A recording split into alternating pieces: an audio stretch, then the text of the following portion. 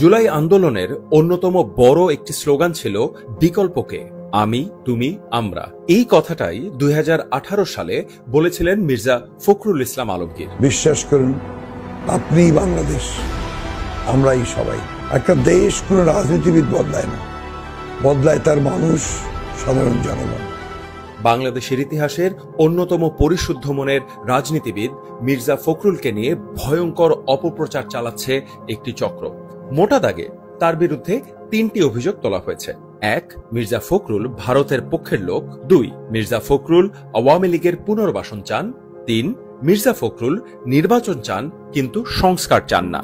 আওয়ামী লীগ বা ভারত নিয়ে মির্জা ফখরুলের যেসব কথাকে রং মাখানো হচ্ছে, সেই ধরনের কথা স্বয়ং প্রধান উপদেষ্টা এমনকি জামায়াতের আমিরও বলেছেন। ডক্টর ইউনূস বলেছেন ভারতের সাথে তিনি সম্পর্ক এগিয়ে নিতে চান। বলেছেন 2 দেশের মধ্যে সম্পর্কটা অত্যন্ত ঘনিষ্ঠ হতে হবে। জামায়াতের আমির বলেছেন ভারতের সঙ্গে সুসম্পর্ক বজায় রাখতে চাই।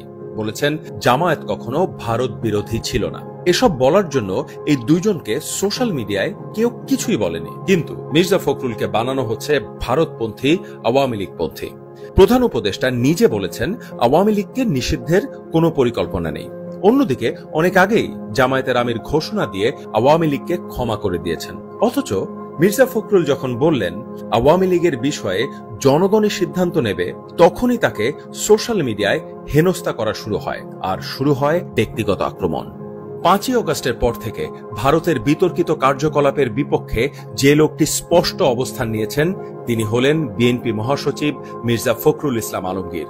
একদিকে ভারত আমাদের পানি দেয় না, আরেকদিকে আমাদের শত্রুকে দিল্লিতে রাজার হালে রেখেছে। ভারতকে তার বর্তমান কার্যকলাপ বন্ধ করতে হবে। এটা কোন ধরনের প্রতিবেশী সুলভ আচরণ? এই ধরনের শিরোনাম থেকে স্পষ্ট যে ভারতের খবরদারি মানেন না মির্জা ফখরুল। যে পার্লামেন্টে আওয়ামী লীগকে বিচারের আওতায় আনার কথা বারবারই বলেছেন বিএনপি মহাসচিব। প্রধান উপদেষ্টার সঙ্গে বৈঠকে মির্জা ফখরুল আওয়ামী লীগকে দল হিসেবে বিচারিক প্রক্রিয়ায় আনার আহ্বান জানান। ব্যাংক লুটেরাদের দেশে ফিরিয়ে এনে বিচার করার কথা বারবার বলেছেন তিনি। আওয়ামী লীগ কিভাবে দেশের সব প্রতিষ্ঠান ধ্বংস করেছে, কিভাবে গণতন্ত্রকে ধ্বংস করেছে, তা কিছুদিন পর পর মির্জা ফখরুলই মনে করিয়ে দেন। ভুলে গেলে চলবে না, মির্জা ফখরুল ইসলাম আলমগীর 11 বার জেল খেটেছেন আওয়ামী লীগের আমলে। শারীরিক আক্রমণের শিকার হয়েছেন, পুলিশের নির্যাতনের শিকার হয়েছেন। এদেশে আর কোন রাজনৈতিক দলের জেনারেল সেক্রেটারি এভাবে নির্যাতনের শিকার হননি। মির্জা ফখরুল যখনই নির্বাচনের কথা বলছেন, তখন একটি চক্র সামাজিক যোগাযোগ মাধ্যমে বলছে তিনি সংস্কার না করে নির্বাচন চান। আরও একটি কথা সুকৌশলে ছড়ানো হচ্ছে, তা হলো বিএনপি নির্বাচন চায় লুটপাট করার জন্য। যদি সংস্কারের কথাই বলা হয়, তাহলে সেই আলাপ সবার আগে তুলেছিল বিএনপি। 2023 সালে 31 দফা সংস্কার পরিকল্পনা তুলে ধরে দলটি। এসব সংস্কার একটি চিরকালীন চলমান প্রক্রিয়া। এই 31 দফার মাধ্যমেই দেশের উন্নতি ও জনগণের জীবনমান বাড়ানোর পূর্ণাঙ্গ রূপরেখা তৈরি করে রেখেছে বিএনপি। এমন একটি দল তো নির্বাচন চাইবেই, সংস্কার করবে বলেই নির্বাচন চায় বিএনপি। এই বিষয়টি মির্জা ফখরুল মনে করিয়ে দেন সবসময়। সঠিক কথা বলার জন্য সোশ্যাল মিডিয়ায় হেনস্থার শিকার হওয়ার মতো দুর্ভাগ্য আর হয় না।